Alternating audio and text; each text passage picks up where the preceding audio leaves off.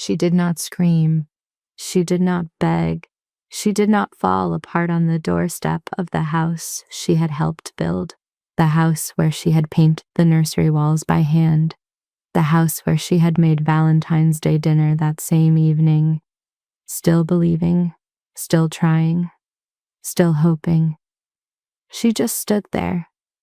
February cold, 10 days after a cesarean section, a newborn strapped to her chest, and the door of her own home closing in her face while the woman her husband had brought to replace her rearranged the cushions inside. Most people in that moment would have broken. Sophia Calloway did not break. She made a phone call. And what happened next, over the following 12 months, would cost her husband everything he thought he had secured, expose a financial crime he believed was invisible, and return to Sophia not just a house, not just a settlement, but something he never anticipated she would rebuild. Herself. Stay with this story, because the moment you think you know how it ends, it goes somewhere you did not see coming, and the twist that changes everything is not the one anyone expected. Lesson line. Because sometimes the most powerful thing a person can do is not fight louder. It is document quietly, trust the right people, and refuse, even in the cold, even alone, to stop believing they are worth fighting for. Meaning plus value to the audience. This story is not just about one woman and one marriage and one terrible February night. It is about every person who has ever signed something they trusted without reading it. Every person who gave up something, a career, an independence, a version of themselves because someone they loved made it sound like generosity. Every person who has stood at a point of complete devastation and had to decide, in that exact moment, whether to collapse or continue. What Sophia's story gives you is not a legal manual. It is a map of what is possible when you choose, even once, even barely, to make the call to action. If this story moved you, if even one moment of it felt familiar, or gave you something you needed to hear today, do something small that costs you nothing and means more than you know. Leave a comment. It does not have to be long. Even one word tells us this story reached someone. Share it with one person. You may not know why they need it. Share it anyway. And if you want more stories like this one, stories that are honest about the hard things and real about what comes after, subscribe to this channel. We will be here. The thing about a beautiful life is that it can look completely intact from the outside, even while it is quietly falling apart from within. Sophia Calloway had spent 4 years building something she believed in with every careful, hopeful part of herself. A home, a marriage, a future that felt solid enough to stand on. And for a long time, at least from where she was standing, it seemed like it was working. The house on Maple Ridge sat at the end of a quiet street in suburban Connecticut, where the trees turned gold every October and the neighbors still waved from their driveways. It was a colonial-style home with white shutters and a front porch that Sophia had strung with small lights the first winter they moved in. Marcus had laughed when he saw her doing it, standing on a stepladder in her coat, untangling strings of bulbs with focused determination. "You're going to fall," he had said. "I'm not going to fall," she had replied. "Hand me the extension cord." He had handed it to her, and she had finished the lights, and that night they sat on the porch with 2 mugs of hot chocolate and looked at what they had made together. Sophia had thought, sitting there in the cold with her husband beside her, and the whole quiet neighborhood stretched out in front of them, that this was exactly what she had wanted. This precise, ordinary, luminous moment. She was 32 years old. She had given up her career as a middle school art teacher at Marcus's suggestion, somewhere in the second year of their marriage, so she could focus on building their home and eventually their family. "You won't regret it," he had told her. "I make enough for both of us. You've been working since you were 16. Let yourself rest." It had sounded, at the time, like generosity. Looking back, with the clarity that only comes after everything has been stripped away, she would understand it differently. It was not generosity. It was the first break removed from her foundation. Marcus Calloway was 36, a regional sales director at a pharmaceutical company called Meridian Health Solutions. He was the kind of man who remembered everyone's name at a party and forgot his wife's coffee order at home. Confident, charming in the specific way that works best at a distance. He had a strong handshake and a good smile and a habit of making every room feel like it was slightly waiting for him to arrive. Sophia had fallen for all of it completely and without reservation, the way you do when you are 28 and optimistic and have not yet learned that charm and character are entirely different things. By the time Sophia was 8 months pregnant, she had begun to notice the cracks she had been spackling over for longer than she cared to admit. The late evenings that stretched past 10 without a text, the phone turned face down on the dinner table, the cologne that did not match the bottle in the bathroom cabinet, small things, individually dismissible. But patterns do not lie, even when the people creating them do. She told herself to wait, get through the birth. Everything else can wait. On November 3rd, baby Emma Rose Calloway arrived at 6:47 in the morning, weighing 7 pounds and 2 ounces, with her mother's eyes and her father's chin, which Sophia would later decide was the only thing Emma needed from Marcus.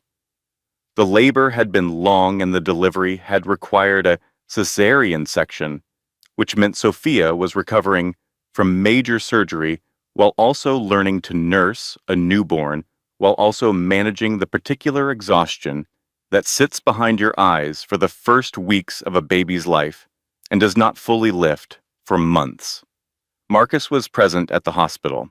He held Emma once, briefly, with the careful stiffness of a man handling something he did not fully trust himself with. When his phone buzzed during that first hour, he glanced at the screen. Sophia saw him look. She did not say anything, but she noticed. She was always noticing, even when she pretended not to.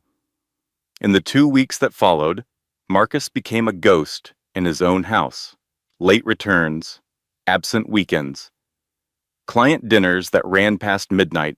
Sophia, still moving carefully, due to her surgical recovery, handled the 3 a.m.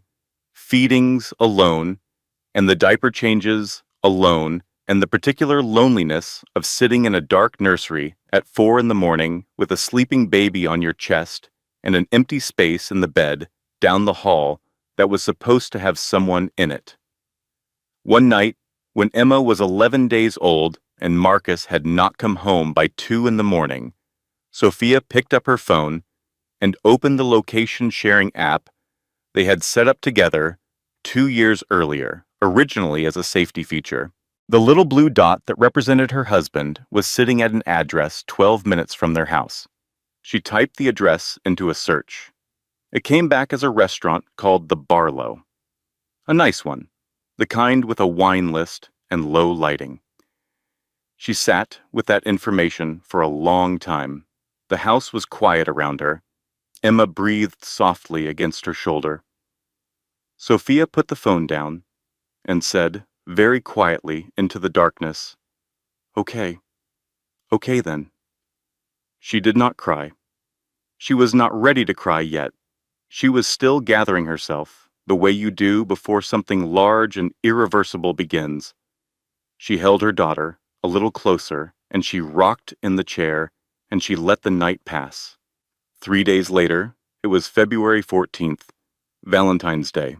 Sophia had made dinner despite barely being able to stand for more than 20 minutes at a stretch. Nothing extravagant. Pasta, a salad, candles on the table. A genuine effort from a woman who was still hoping, against the growing weight of evidence, that there was something left worth saving. Marcus came home at 9 in the evening. He was not alone. The woman behind him was named Claire Weston. She was 29, wearing a camel coat and heels that clicked on the hardwood, and she carried herself with the particular confidence of someone who has been told she is winning. She looked at Sophia with an expression that was carefully neutral and did not quite succeed. Marcus did not meet Sophia's eyes. "We need to talk," he said. Sophia stood very still in her own kitchen, in the house she had decorated and cleaned and filled with the small accumulated evidence of a life she had tried to build, holding a dish towel and looking at her husband and the woman he had brought into her home on Valentine's Day, 10 days after she had delivered his daughter via emergency cesarean section. She said, with a steadiness that surprised even herself, "You brought her here, into our home, tonight."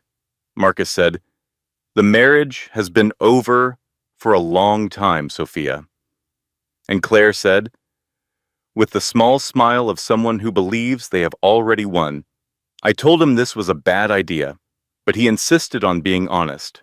Sophia looked at the word honest for a moment like it was an object she had picked up and found to be hollow. Then she said very quietly, "Get out of my kitchen." She picked up her phone and she walked upstairs. Marcus called after her. She did not turn around. She sat on the edge of the bed in the room she had shared with him for 4 years, and she looked at her hands, and she understood, with a completeness that settled over her like cold water, that everything she had believed about her life was about to change. Downstairs, she could hear Claire's heels on the hardwood. Sophia took a breath. Then she made a phone call. 30 minutes after Sophia walked upstairs, Marcus followed her. He stood in the doorway of the bedroom, with his hands in his pockets and the particular expression of a man who has made a decision and is now waiting for the paperwork to clear. "I need you to leave tonight," he said. Sophia was sitting on the bed. She had not moved much. She had been thinking, which is sometimes the most dangerous thing a person can do when someone is counting on them to react emotionally. "This is my home," she said. "My name is on the mortgage." Marcus reached into his jacket and produced a folded set of documents. He set them on the dresser with the practiced calm of someone who has rehearsed this moment. "Actually," he said, "I refinanced last year. You signed the paperwork with the tax documents. Do you remember the stack I gave you in March? The property is currently in my name alone." The room went very quiet. Sophia looked at the documents without touching them. She had signed things in March. A stack of papers Marcus had set in front of her, while she was 7 months pregnant and exhausted from a difficult second trimester and still trusting, the man she had married. "You had me sign away my name on our house," she said. It was not quite a question. "I'm not trying to be cruel," Marcus said, which is something people say when they are being cruel and have decided to reframe it. "I'll cover a hotel for 2 weeks while you find somewhere. Claire will help with the transition." From downstairs, they could hear Claire moving through the living room, the sound of cushions being rearranged. Sophia stood up. She moved to the closet and began pulling out a bag. Baby items first. Diapers, wipes, 2 onesies. Emma's small fleece blanket with the yellow ducks on it. Then her own pain medication from the nightstand. The prescription from her OB for post-surgical recovery. Her phone charger. Her wallet. She worked with a mechanical focus, the kind your body produces when your mind has temporarily separated itself from the situation in order to survive it. She did not allow herself to look at the framed photo on the dresser, the one from their wedding, where Marcus was laughing at something she had said, and she was looking at him with an expression of pure, uncomplicated happiness. She could not afford to look at that right now. When she was done, she carried the bag and walked downstairs. Emma was still asleep in the bassinet in the corner of the living room, unaware, breathing the small, steady breaths of a baby who does not yet know what the world is capable of. Claire was on the couch. She looked up when Sophia entered. Neither woman said anything. Sophia lifted Emma from the bassinet with the careful, practiced movement of someone who had spent 10 days learning the exact way to hold this particular small person. She strapped Emma into the carrier against her chest, feeling the familiar weight of her daughter settle against her heartbeat. Emma stirred briefly, then went still. Marcus stood by the front door. He opened it. The February air moved into the house immediately, cold and direct. "I'll call you tomorrow," he said, which was either a promise or a dismissal, and was probably both. Sophia looked at him for one long moment. She looked at Claire. She looked at the candles she had lit for dinner, still burning on the table, the pasta going cold in the pot, the salad she had made, because she had still believed that very morning that there was something worth trying to save. Then she said, quietly, but with an edge that would stay with Marcus longer than he expected, "You better hope I'm in too much pain to think clearly tonight, because tomorrow I'm going to remember everything." She walked out into the February cold. The door closed behind her. She heard the lock engage. She stood on the porch for exactly 3 seconds, long enough to let the cold hit her face, and for something in her chest to harden into something useful. Then she walked to her car, strapped Emma into the car seat with hands that did not shake, and started the engine. She called her sister. Dana Hartley was 38, a kindergarten teacher who lived 20 minutes away in a smaller house that was nevertheless warmer in every sense than the colonial on Maple Ridge had felt for months. When Sophia called, Dana answered on the second ring, despite the hour, and when Sophia said, "He brought her to the house. He signed me off the mortgage. He wants me out tonight," Dana said nothing for a moment. Then she said, "Drive to me right now. Drive carefully. I'm turning on the porch light." Sophia drove. Emma slept in the back seat, still unaware, still breathing those small, reassuring breaths. The streets were empty at 10 in the evening. Connecticut, in February, has a particular quality of cold silence that feels like the whole world has decided to wait and see what happens next. Dana was at the door before Sophia had finished parking. She came down the front steps in socked feet and a coat thrown over her pajamas, and she pulled Sophia inside without ceremony, taking the baby bag first and then reaching back to take Sophia's arm, guiding her into the warmth. They sat in the kitchen. Dana made tea without asking. Sophia told her everything in flat, sequential order, the way you give a report when the alternative is falling apart, and falling apart is not currently an option. When Sophia finished, Dana set down her mug. "He refinanced without telling you," she said. "I signed what he put in front of me," Sophia said. "I trusted him." Dana looked at her sister for a moment with an expression that contained in order grief and fury, and then a very specific kind of resolve. "My college roommate is a family law attorney," she said, pulling out her phone. "Her name is Rebecca Cole. I'm calling her right now." "Dana, it's 10 o'clock at night." "Rebecca will answer," Dana said. "She hates men like Marcus." Sophia looked at her daughter, asleep in the carrier, on the kitchen chair beside her, one small fist curled against her cheek, the yellow duck blanket tucked around her legs. "She sounds like my kind of person," Sophia said. It was the first thing close to a smile she had managed all night. Small, brief, and real. Dana was already dialing. Outside, the February wind pressed against the windows. Inside, the kettle was still warm, and the porch light was on, and Sophia Calloway sat in her sister's kitchen and began very quietly and very deliberately to fight back. The first call is always the one that changes everything, Sophia had just made it. Rebecca Cole arrived the next morning at 7:30, still in her running clothes, carrying a tote bag of legal pads and the energy of someone who had already been awake for 2 hours and had opinions about it. She was 40 years old, with sharp eyes and a dry sense of humor, and the particular manner of a person who has spent 15 years watching people underestimate her and has learned to find it useful. She looked at the documents Marcus had left on Sophia's behalf, the refinancing papers, the original mortgage, and the handful of tax documents Sophia had been able to pull from her phone's photo storage, for about 4 minutes without speaking. Donna poured coffee.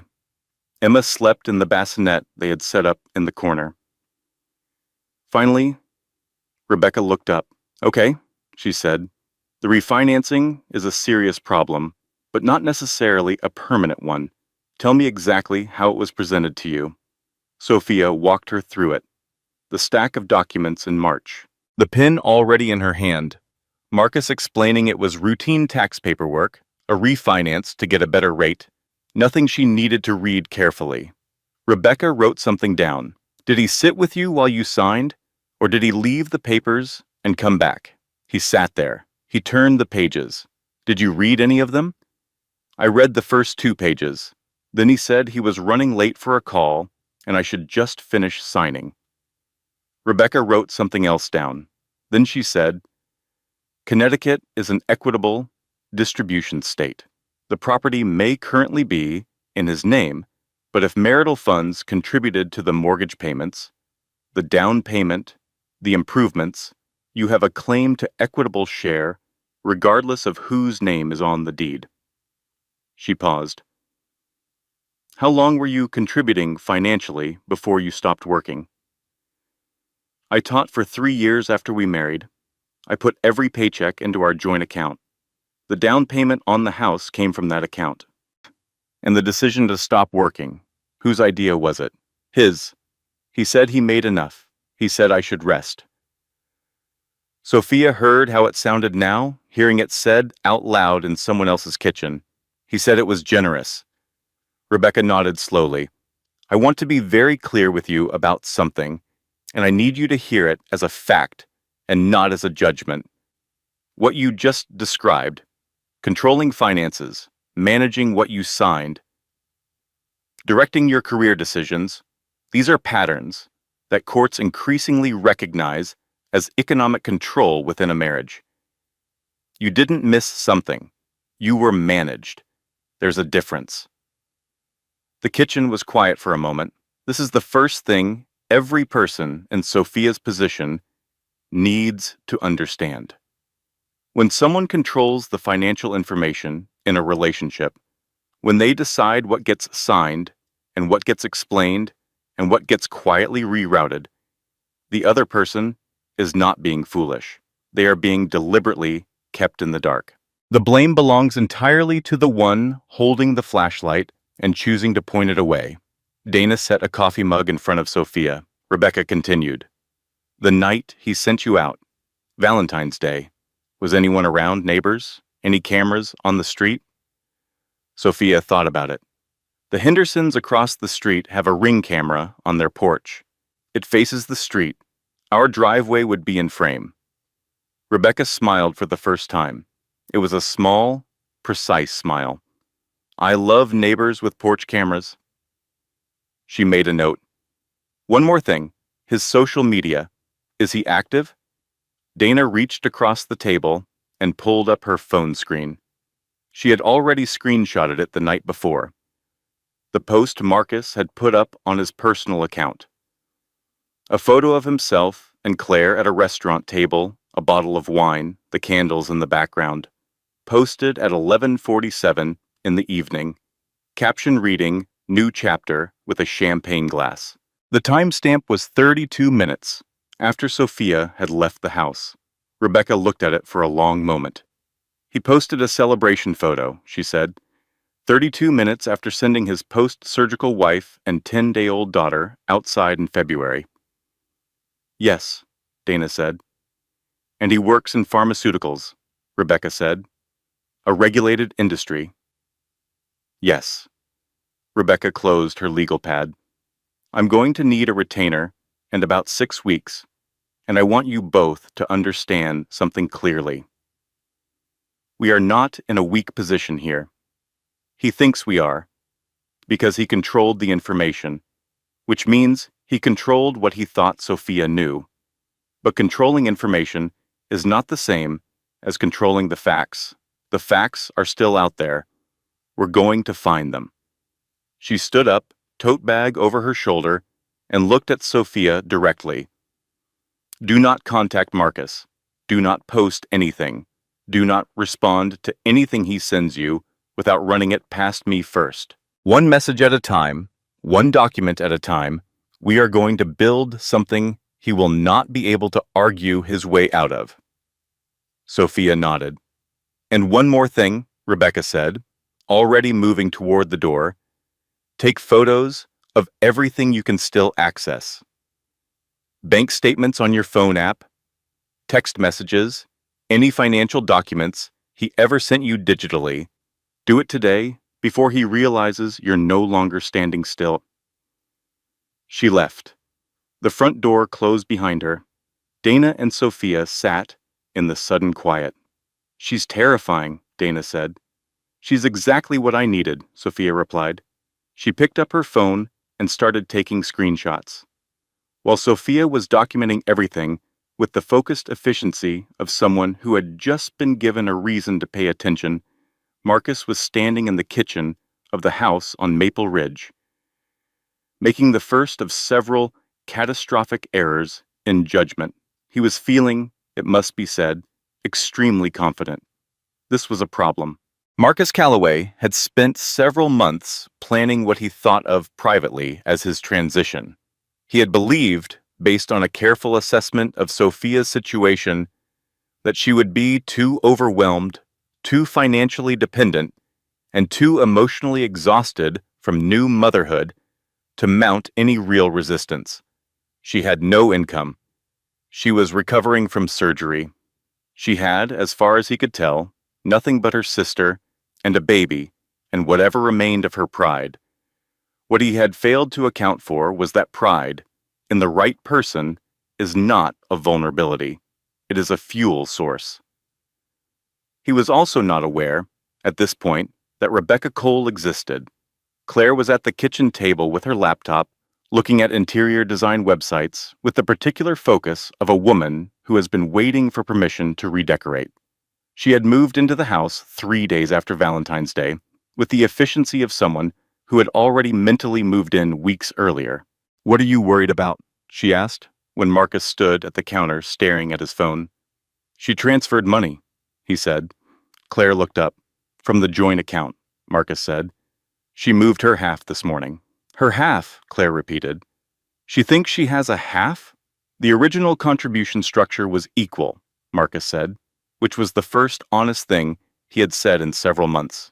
For the joint account, technically, yes. She moved fast, Claire said. She had help, Marcus said. He was beginning to feel, in a region just behind his sternum, the first small, cold tremor of someone who has miscalculated. He pushed it away. It doesn't matter. The house is in my name. The car is in my name. She can move whatever she wants from the joint account. That's already factored in. What she can't do is touch the property. What he did not know, and would not know for several more weeks, was that Rebecca had also contacted the Hendersons across the street, who had, as it turned out, excellent camera footage. He did not know that the pharmacy benefit records from his company showed a pattern of expenses that would become relevant shortly. He did not know that Dana had screenshotted his 1147 celebration post before he had thought to delete it. And he absolutely did not know about Paul Merritt. He also, crucially, did not know what Sophia was doing with her phone. At the pharmaceutical company where Marcus worked, there was an HR handbook that included clear guidelines about conduct and public behavior. Marcus had never read it closely. This would also become relevant. In the meantime, he made his second mistake. He called Sophia. She did not answer, which surprised him. She had always answered before. He left a voicemail that was meant to sound reasonable and landed somewhere between patronizing and threatening, explaining that she should think carefully about how she wanted to proceed, that he was willing to be civil, that making things difficult would only hurt Emma in the long run. He used Emma's name as leverage in a voicemail. This was recorded.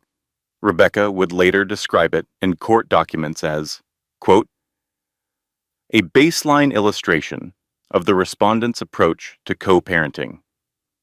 The third mistake came that same week when Marcus ran into a mutual friend named Greg at a gas station and, feeling expansive and confident, gave Greg an edited version of events in which Sophia had been struggling with her mental health since the birth, had become increasingly erratic, and he had made the difficult decision to prioritize everyone's safety and well-being.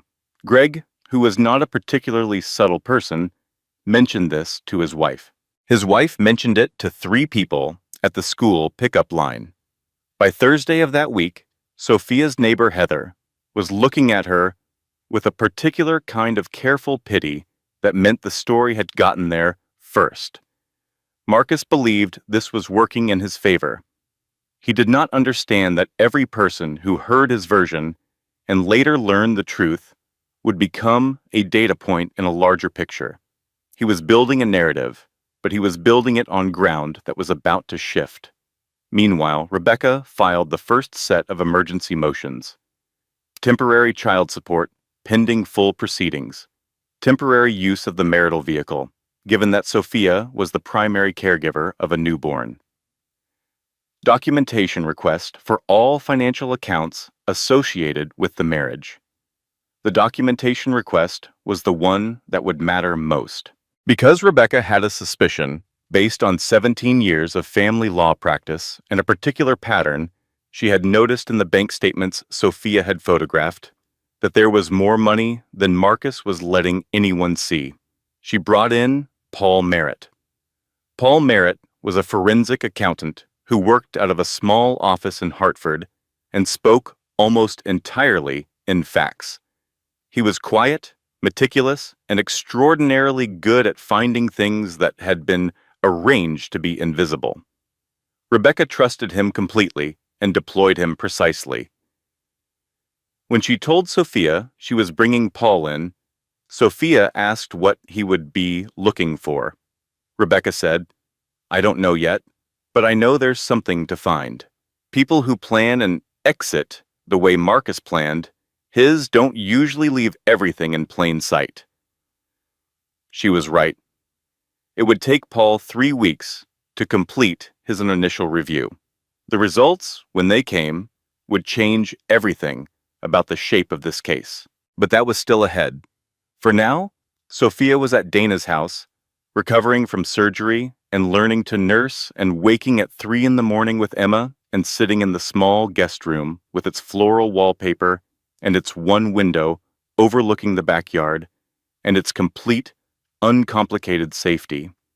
She was not sleeping well. She was not eating as much as she should.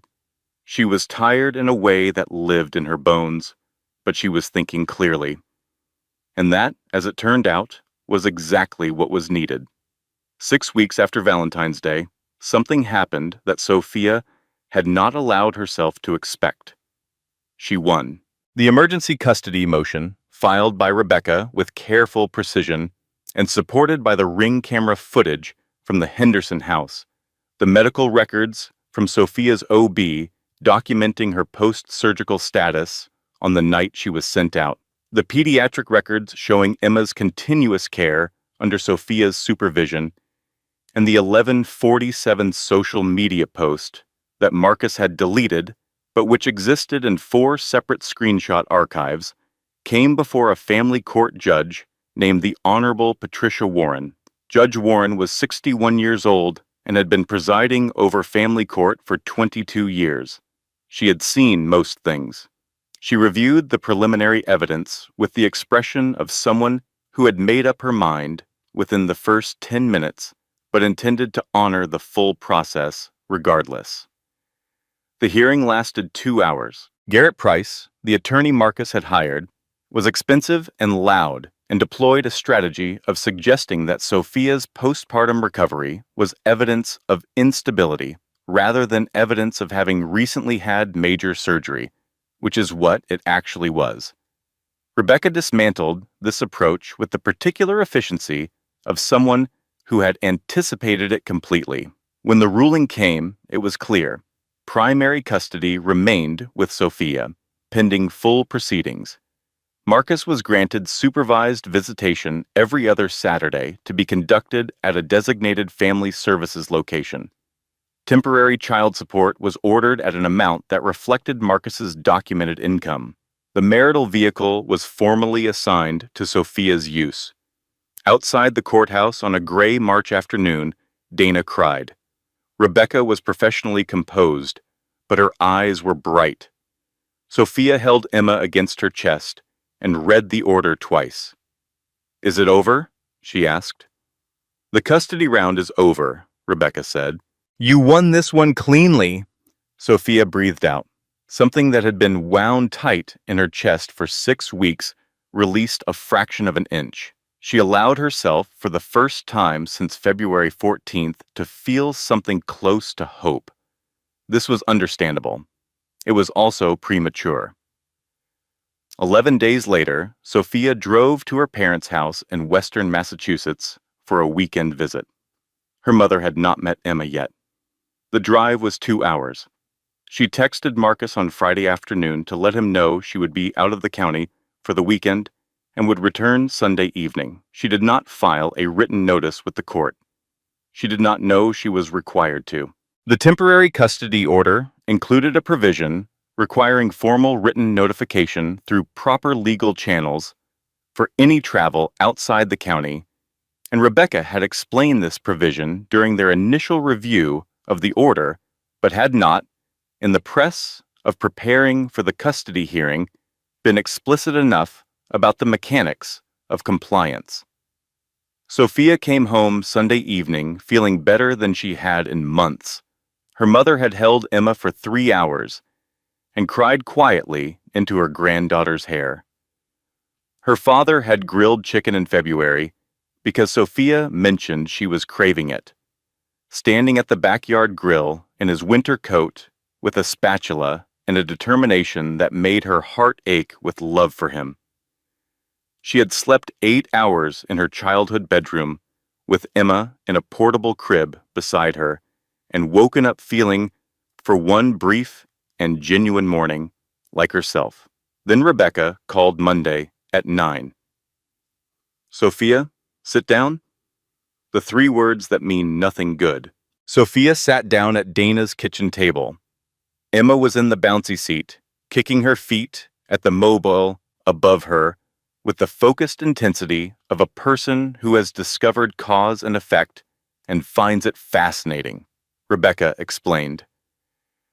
Marcus's attorney had filed a motion to review the custody order based on a violation of the travel notification provision, the Massachusetts trip, the text message, the absence of a formal filing.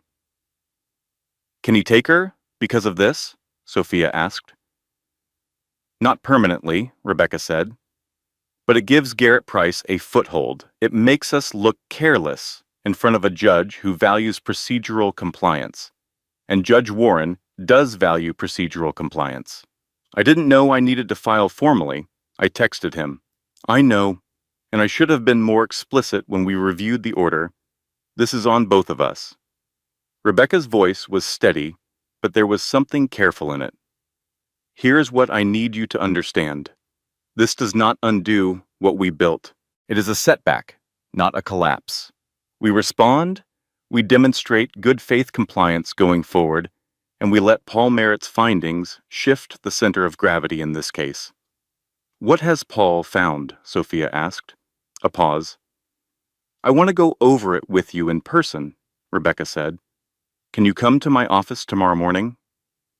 Sophia looked at Emma, still kicking at the mobile, still completely unbothered by the world and its complications. "Yes," she said. "I'll be there." She spent the rest of the day quiet. Dana made dinner and did not ask too many questions, which was one of the things Sophia loved most about her sister. Dana understood the difference between presence and pressure. That night, after Emma was asleep, Sophia sat in the dark guest room and thought about what Rebecca had said. A setback, not a collapse. She repeated it to herself until it felt true enough to sleep on. She had made a mistake. She could not afford to make another. Tomorrow she would go to Rebecca's office and hear what Paul Merritt had found. Whatever it was, she would deal with it. She had learned in the last 6 weeks that dealing with things was what she did now. It was what she had always done, actually. She had just been doing it alone, and now she was not. That made all the difference. Paul Merritt's office was on the 4th floor of a building in Hartford that smelled like printer toner and old carpet, and the specific combination of seriousness and underfunding that characterizes most professional spaces where important things happen quietly. He sat across from Sophia and Rebecca at a conference table, covered in printed spreadsheets, and spoke in the careful, factual way of someone who has learned to deliver large information in small portions. "I want to start with what I was initially looking for," he said, "and then tell you what I actually found." Rebecca nodded. Sophia had her hands folded on the table in front of her, very still. "I was looking for evidence of concealed assets in the standard places," Paul said. "Business accounts, investment vehicles, deferred compensation arrangements. What I found initially was an LLC registered in Claire Weston's name, opened 8 months before the date of your separation, into which Marcus had been routing a portion of his commission income." Sophia said nothing. "The initial figure visible in that account was approximately $94,000, Paul continued. "That number represents income diverted from the marital estate over a period of 8 months, beginning when you were approximately 4 months pregnant." The room was quiet. "He was building an exit fund," Rebecca said, for Sophia's benefit, "while you were buying nursery furniture." "Yes," Paul said. "But that is not the most significant finding." He turned to a second set of documents. "When I looked more closely at the full financial picture, including deferred commission structures that his employer uses, a practice common in pharmaceutical sales, and 2 additional investment accounts opened in the 14 months prior to the separation, the actual total of assets moved or structured outside of visible marital accounts is closer to $340,000. Sophia heard the number. She understood it. She did not move. $340,000. While she was pregnant, while she was recovering, while she was nursing Emma, at 3 in the morning, alone in a dark nursery, believing, with diminishing confidence but genuine effort, that her marriage was something worth trying to save. "But," Paul said, "that is still not the most significant finding."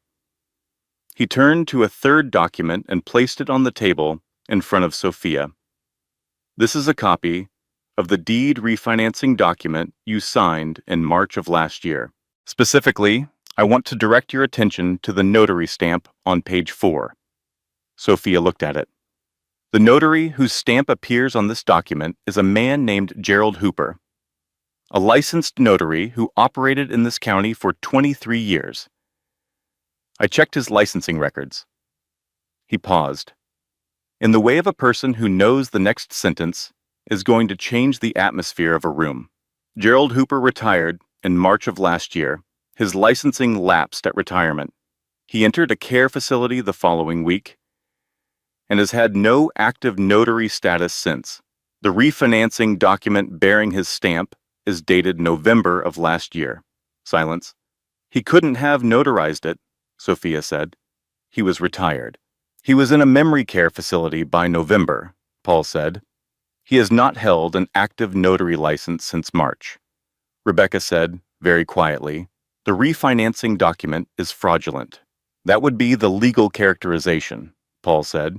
Sophia sat at the conference table in Paul Merritt's office and looked at the document in front of her and understood, with a clarity that had the specific quality of something you cannot unknow, that her husband had not simply made impulsive choices out of desire or selfishness. He had planned this. He had obtained a forged notarial stamp or used a retired notary's credentials without authorization and used them to remove her name from the deed of their home while she was 8 months pregnant. This was not a man who had lost his head. This was a man who had made a series of deliberate, calculated decisions and had gambled that she would not look closely enough to see them. She had trusted him. He had used that trust as a tool. "This isn't just divorce misconduct," Rebecca said, and her voice had a quality Sophia had not heard in it before, something iron and certain. "Using a fraudulent, notarized document is a crime. Document fraud, potentially forgery. We are no longer only in family court territory." The second catastrophic event landed the following week. Garrett Price filed his response to Rebecca's documentation demands, and embedded in the financial disclosure forms, buried in the language about LLC formation and deferred compensation structures, was a clause that revealed something else.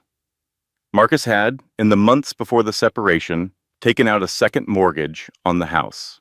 Not a refinance, a separate loan against the property's equity. $112,000, drawn 11 months earlier, which had been deposited into an account Sophia had never known existed. The loan was secured against the marital property, which meant that even if the fraudulent refinancing was unwound and Sophia's name restored to the deed, there was now a lien against the house's equity that reduced its value for purposes of marital distribution. He had not only removed her name, he had borrowed against the foundation. Rebecca added this to the filing. She added it precisely and without visible emotion, the way you add a load-bearing fact to a structure that is already strong enough to hold it. The third catastrophic event was smaller and, in some ways, more painful. Sophia had an appointment at the pediatrician's office on a Wednesday afternoon, Emma's 8-week checkup.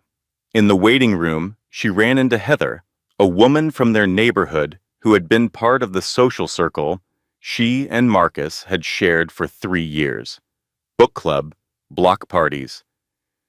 The kind of neighbor you wave to from the driveway and occasionally have wine with on warm evenings.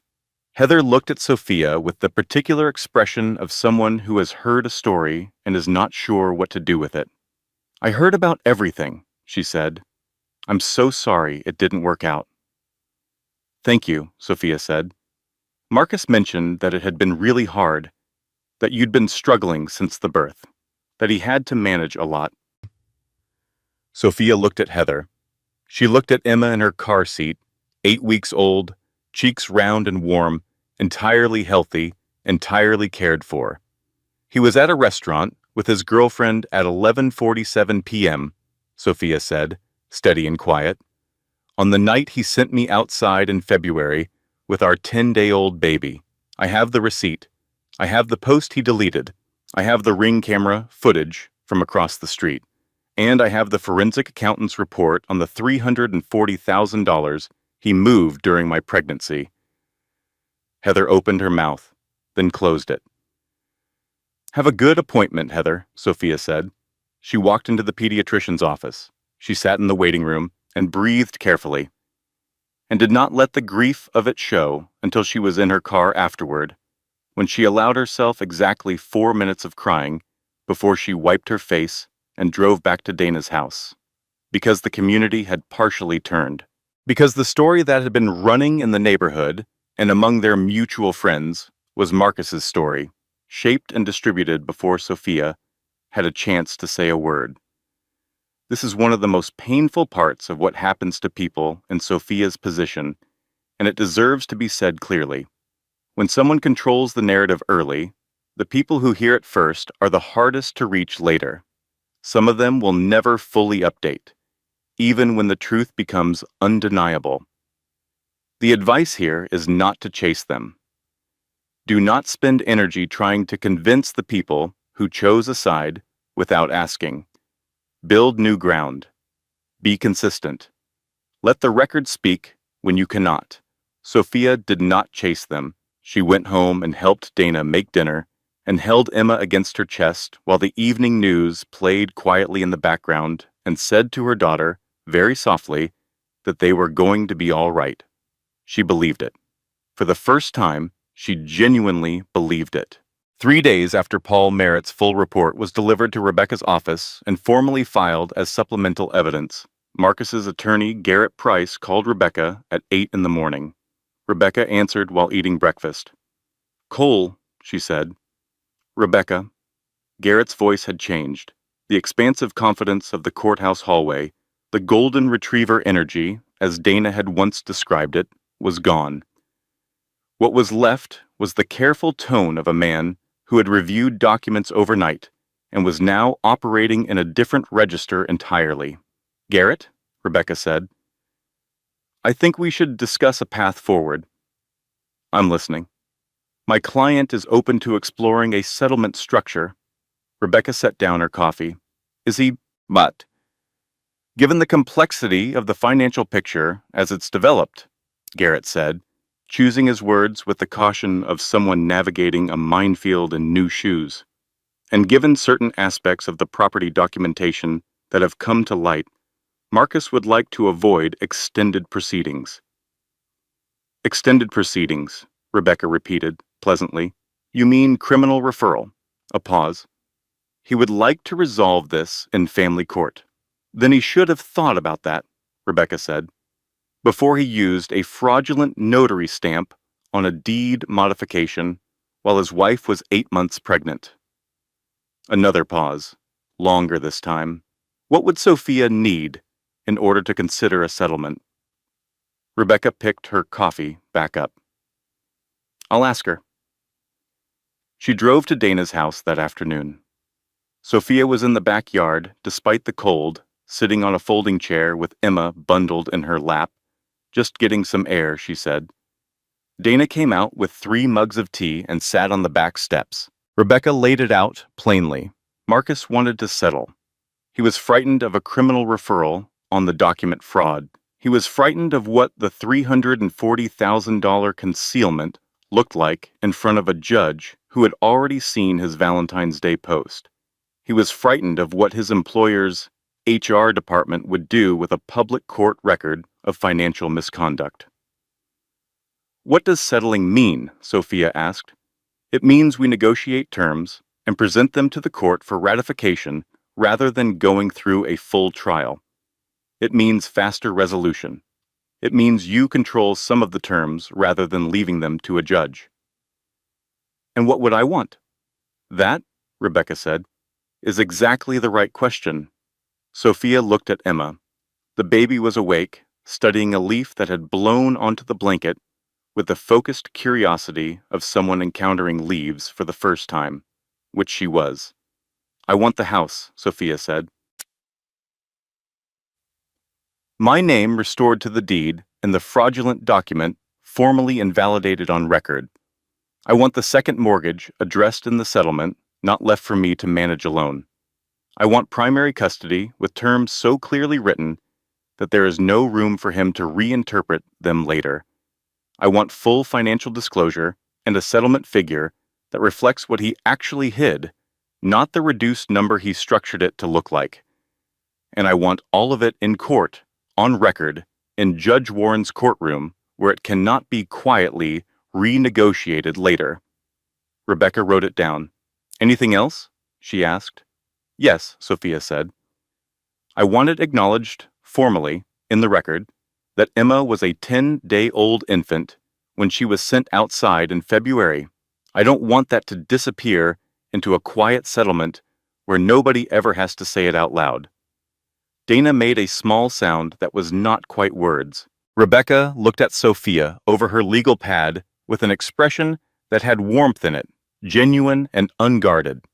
"All right," she said, "let's go to work." What followed was 2 weeks of negotiation conducted entirely through attorneys, which is exactly how it should be conducted when the two parties are a woman trying to protect her daughter and a man trying to minimize his exposure to criminal prosecution. Garrett Price came to the table with a number. Rebecca told him the number was insufficient and explained why in 11 pages of documentation. Garrett came back with a revised number. Rebecca told him the property terms were still unacceptable. This continued with the rhythm of a process that has been going on in courtrooms for as long as there have been marriages that end badly, until the terms reached a point that Rebecca believed was defensible, and that Sophia, reading them at Dana's kitchen table at 11 o'clock at night with Emma asleep in the next room, agreed reflected the truth of what had been taken from her. The night before the settlement hearing, Sophia could not sleep. She sat in the rocking chair in the guest room, in the dark, and thought about the house on Maple Ridge, the porch with the string lights, the nursery she had painted herself in a pale yellow that looked almost gold in the afternoon light, the kitchen where she had made dinner on Valentine's Day, still believing, still hoping. She thought about the version of herself that had stood on a stepladder in a winter coat, untangling Christmas lights, while Marcus stood below and told her she was going to fall. She thought about how she had told him she was not going to fall. She had been right about that, it turned out, just not in the way she had meant. The Honorable Patricia Warren had seen most things in 22 years of family court. She had seen extraordinary cruelty delivered in quiet voices and extraordinary love demonstrated in impossible circumstances. She had seen people at their worst and, occasionally, at something approaching their best. She had developed, over those decades, a quality of attention that was entirely without sentimentality and entirely without indifference, which is a difficult combination to maintain but a necessary one in her line of work. She reviewed the settlement documents for 6 minutes before the hearing began. Her expression did not change during those 6 minutes. The courtroom was very quiet. Sophia sat at the petitioner's table with Rebecca beside her. She was wearing a dark blue dress, and her hair was pulled back simply. She had not slept more than 4 hours, but she had put the sleeplessness away somewhere and replaced it with the particular, focused calm of someone who has come to the end of a very long road and intends to walk it to the finish. Marcus sat at the respondent's table with Garrett Price. He looked diminished. The suit was still expensive, but it hung on him differently than it had in the courthouse corridor 2 months earlier, when he had been confident that the gap between his resources and Sophia's would close this case in his favor. He had been wrong about a number of things. This had been the most consequential. Claire was not present. She had not been present at any of the hearings. After the conversation at the kitchen table when Marcus had confirmed the notary, she had moved her things out of the house with efficient speed and returned to her apartment and, as far as Sophia knew, largely removed herself from the situation. There was in that something that Sophia had not expected to feel, which was a small and complicated sympathy. Claire had made serious choices. She had also been told a version of events that was specifically constructed to make those choices seem less costly than they were. That was not, in the end, a very different experience from what Sophia had been through. The mechanisms were the same, only the positions were different. She did not share this observation with Dana, who had considerably less complicated feelings about Claire. Judge Warren set down the document. "Mr. Calloway," she said, "you understand that by entering into this settlement agreement, you are acknowledging the findings of the Forensic Financial Review as accurate and complete?" Marcus said, "Yes, Your Honor." "You understand that the property on Maple Ridge will revert to Mrs. Callaway's sole ownership, that the fraudulent notarization is formally invalidated on record, and that the second mortgage liability will be addressed through the settlement funds rather than through the marital property equity. Yes, Your Honor. You understand the child custody terms as written, including the provision that all communication regarding schedule modifications be documented through the co-parenting application specified in the agreement? Yes. Judge Warren looked at him for a moment. Then she said, I want to note, for the record, and I do this rarely in settlement hearings because my role is not to editorialize, but to adjudicate, that the circumstances documented in this case, specifically the actions taken on the night of February 14th, represent conduct that this court finds deeply troubling. A 10-day-old infant was removed from appropriate shelter in February temperatures by a parent who is recovering from major surgery. That fact is now part of this record and will remain so. The courtroom was very still. That said, the judge continued, the settlement as negotiated reflects the financial and custodial realities of the situation fairly, and it is in the interest of the child that this matter reach resolution. I am approving the agreement as submitted. She signed. The sound of the pen on paper was small in the large room. Rebecca touched Sophia's arm briefly, a small professional gesture that contained a great deal more than it showed. At the respondent's table, Garrett Price was gathering his papers quickly. Marcus sat for a moment longer, not moving, staring at the table. Then he pushed back his chair and stood, and Sophia watched him without expression as he walked toward the door without looking at her. He stopped just before reaching the exit. He turned. He looked at Sophia. His face had the open, unguarded quality of someone who has run out of positions to take. I made a mistake, he said. It was almost too quiet to hear. Sophia looked at him.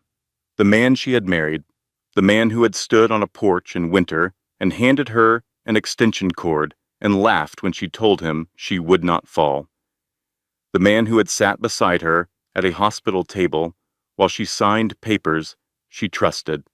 The man who had opened a door on Valentine's Day and let in the February cold. I know, she said. It was not forgiveness. It was not the absence of anger. It was the simple acknowledgement of a truth she had already made room for. He had made a mistake. Several. They were his to carry now, not hers. He left. Sophia sat for another moment in the quiet courtroom, Emma's carrier beside her on the chair, Emma asleep and warm and entirely unaware that the paperwork governing her future had just been settled.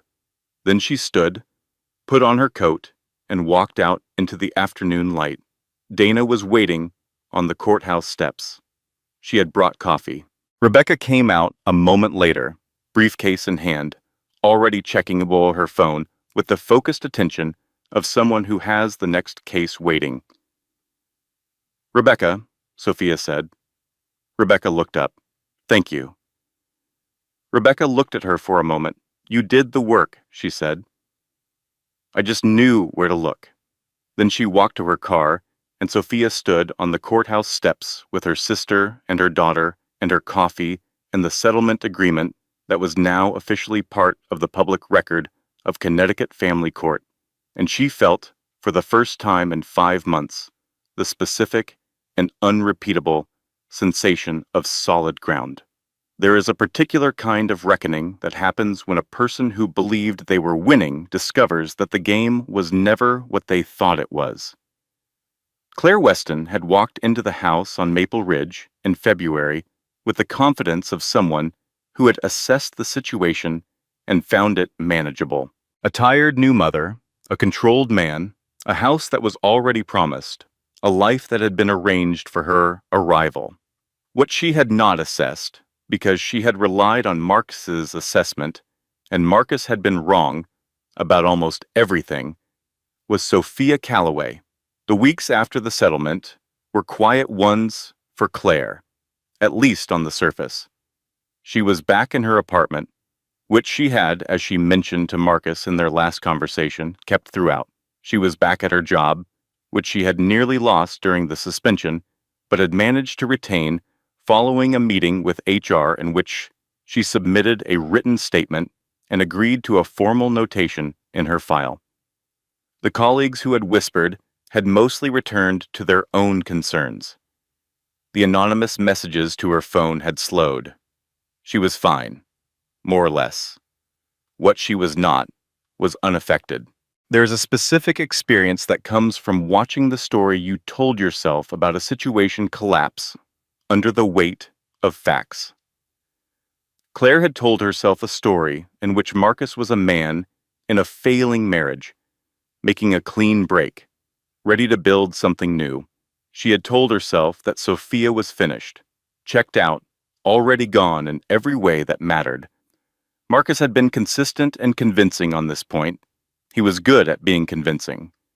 What she had not known, until the legal proceedings became visible enough to find in public court records, was that the woman she had mentally filed under finished had been, during the months of Claire's certainty, documenting everything, securing representation, and building a case with the methodical patience of someone who had nothing left to lose and a daughter to protect. There was a Wednesday evening, about a month after the settlement, when Claire sat at her kitchen table with a glass of wine and the quiet of her apartment around her, and thought for a long time about what she had contributed to and what she had walked away from, and what exactly the difference was between being deceived and choosing to believe the version of events that suited you. She did not arrive at comfortable answers. She did not expect to.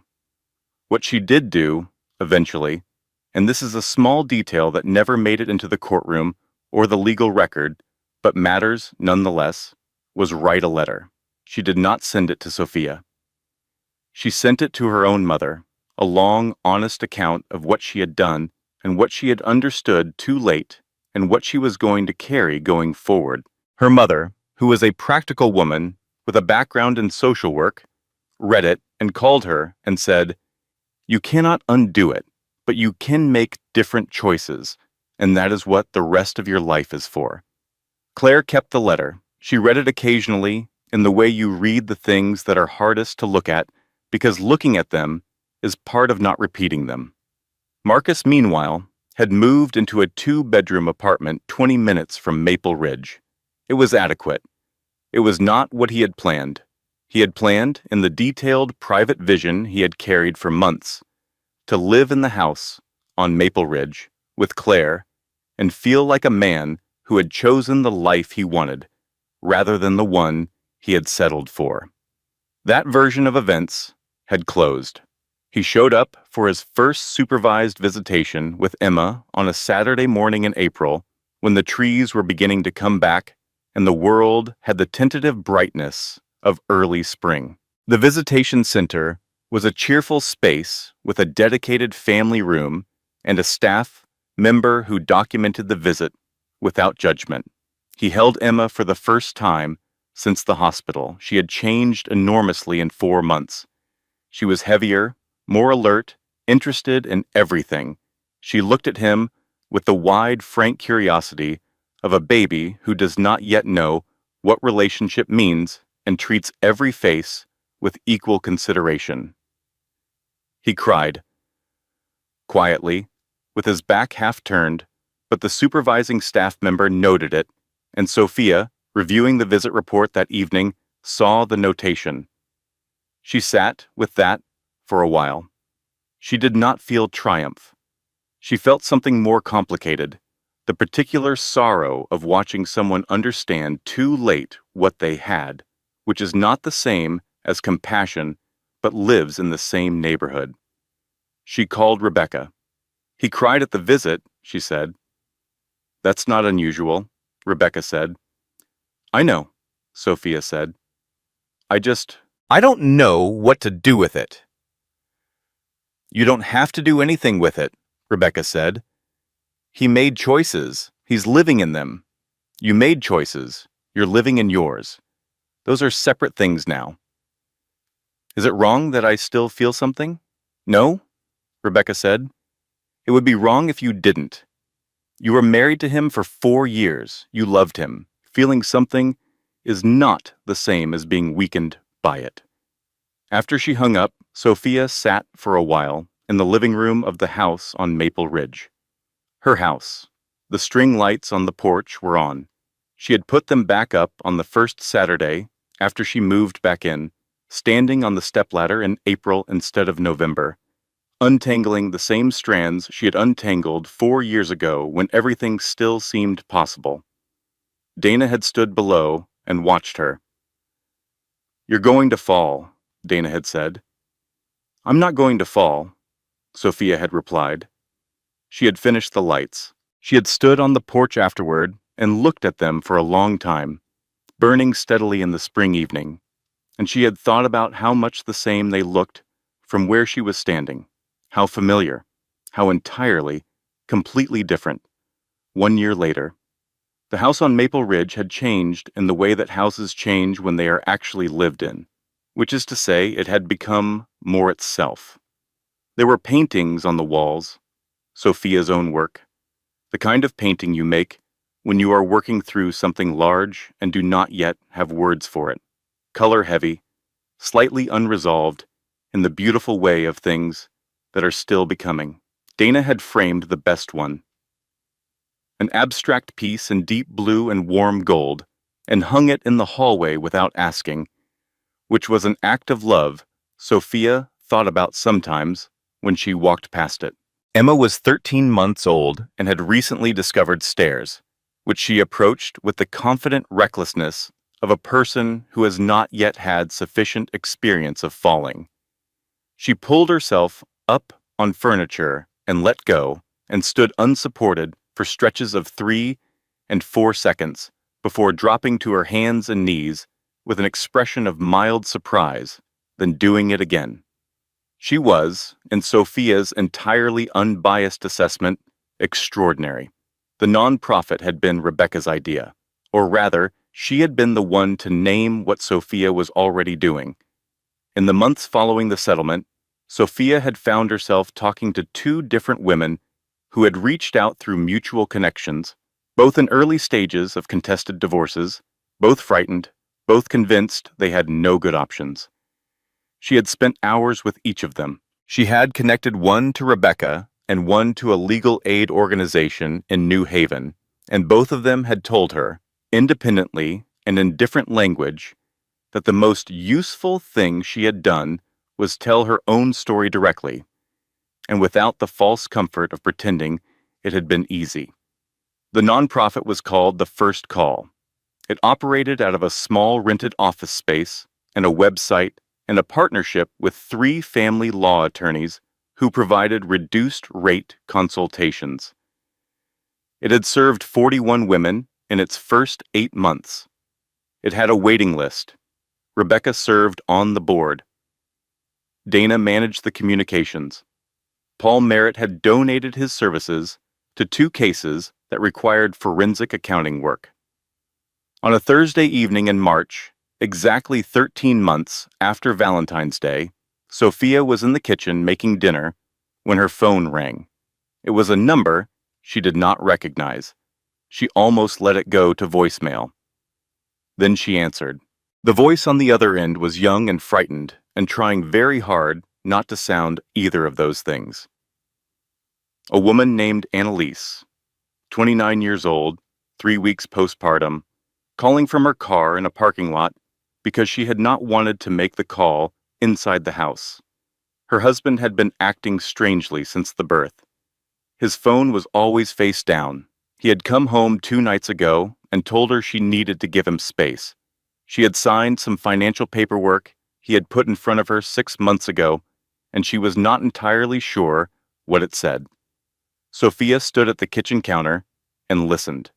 Emma was in the other room, audible in the particular way of a toddler who is up to something but has not yet reached the stage that requires intervention. The string lights were on outside the window. The paintings were on the walls. The kitchen smelled like garlic and olive oil and the specific warmth of a house that is being used and loved. "Okay," Sophia said. "Here's what I need you to do. Are you somewhere you can write this down?" "Yes," Annalise said. "First thing, photograph every financial document you can access on your phone tonight. Statements, tax forms, anything. Do it before he realizes you're looking." "Okay." "Second thing, tomorrow morning, you're going to make a call. I'm going to give you a number. Okay? The call is going to feel scary. Make it anyway. The first call is the one that changes everything. I know that because I made mine from my sister's kitchen at 10 o'clock at night, 13 months ago, and everything that followed from that call was hard and worth it." A pause, then quietly, "What happened to you?" Sophia looked out the kitchen window at the porch lights. "My husband sent me outside in February," she said. 3 weeks postpartum, with our 10-day-old daughter, and I didn't collapse, and I didn't run. I found the right people, and I documented everything, and I fought back through every legal channel available to me, and I am standing in my kitchen right now in the house that is in my name, cooking dinner with my daughter in the next room laughing at something." Another pause. "It got better," Annalise said. Not quite a question. "It got better," Sophia confirmed. "Not easily, not quickly, but completely." She heard Annalise exhale. "Write down this number," Sophia said. She gave her Rebecca's office line. She stayed on the phone for another 12 minutes, listening and answering, the way someone does when they know the exact weight of what is being carried on the other end of the line because they have carried it themselves. When she hung up, she stood in the kitchen for a moment. Then she went to check on Emma, who had gotten into the Tupperware cabinet and was conducting a serious experiment involving a lid and a colander, and the question of whether the lid would fit, which it would not. But Emma was not ready to accept this conclusion yet. Sophia sat on the kitchen floor beside her daughter and watched her try. Emma picked up the lid. She studied the colander. She tried again, with a concentration that was entirely unselfconscious and entirely magnificent. This, Sophia thought, this is what you protect. Not a house, not a settlement figure, not a court record. This person, this small, fierce, completely determined person who tries again every time without apology. She reached out and let Emma press the lid into her hand, the way babies do when they want a witness. She took it. She turned it over, the way you do when you are playing along seriously. "I see it," she said. "Good work." Emma looked at her with complete satisfaction. Then she took the lid back and tried again. Outside, the evening light was doing what March light does in Connecticut when the season is beginning to turn, coming in low and warm and gold through the kitchen window, falling across the floor in long rectangles, catching the edge of Emma's hair and the corner of the refrigerator and the small row of photos on the windowsill, including one of Sophia and Dana and Emma taken last October, all three of them squinting into the sun in the backyard with the kind of joy that does not need to perform itself. Sophia looked at the photo. She looked at her daughter. She looked at the kitchen she had come back to, the house she had refused to be taken from, the life she had rebuilt, one documented fact, and one phone call, and one day at a time. She had not wanted this story. She had not chosen the night that started it. She had not asked to stand in the February cold with a 10-day-old baby and nothing but her own clarity and her sister's phone number and the choice between collapsing and continuing. But she had made the choice, and she had continued. And the woman who was sitting on a kitchen floor in March, watching her daughter try the same impossible thing 17 times without giving up, was not the woman who had stood on a stepladder, stringing Christmas lights, and believed that a good life was something your husband helped you build. She was something better than that, something harder and more specific and more entirely her own. The lights on the porch came on automatically at dusk. They were the same lights, the same strands she had untangled 4 years ago, and again, 1 year ago, from her position at the top of a stepladder, with her sister below her saying she was going to fall. She had not fallen. She was not going to fall. Here's the last thing worth knowing about Sophia Calloway. The thing that matters most and is easiest to miss in a story full of courtrooms and documents and the specific machinery of legal consequence. None of it. Not the forensic accounting, not the ring camera, not the fraudulent notary that Paul Merritt found in a licensing record. None of it would have been possible if she had not, on the worst night of her life, in the February cold with a 10-day-old baby strapped to her chest and a door closed behind her, made a choice. Not the phone call. The choice came before the phone call. The choice was this. She decided that what had been done to her did not define what she would do next. That is the whole story. Everything else, the lawyers and the hearings and the settlement and the non-profit and the paintings on the walls and Emma on the kitchen floor trying the same impossible thing again and again without apology, all of it follows from that one quiet decision made in the cold outside a house she had helped build by a woman who refused, even then, even there, to stop believing she was worth fighting for. She was right about that. She had always been right about that. Emma finally got the lid to sit flat on top of the colander. It did not fit exactly, but it sat there, balanced, wobbling slightly, held in place by persistence rather than design. Emma looked at it with an expression of pure and complete triumph. Then she looked at her mother. Sophia laughed, genuine, unguarded, full. "I know," she said. "I know. You did it." Outside on Maple Ridge, the porch lights burned steady and warm against the coming dark. Inside, a mother and her daughter sat on the kitchen floor together, and everything, for now, was exactly right. Closing statement. The content you just experienced was researched, constructed, and manually edited by our team, crafted with intention to bring you not just a story, but a perspective, a lesson, and a reminder that even in the hardest moments, the right choice is still available to you. Thank you for giving us your time. It is not something we take lightly.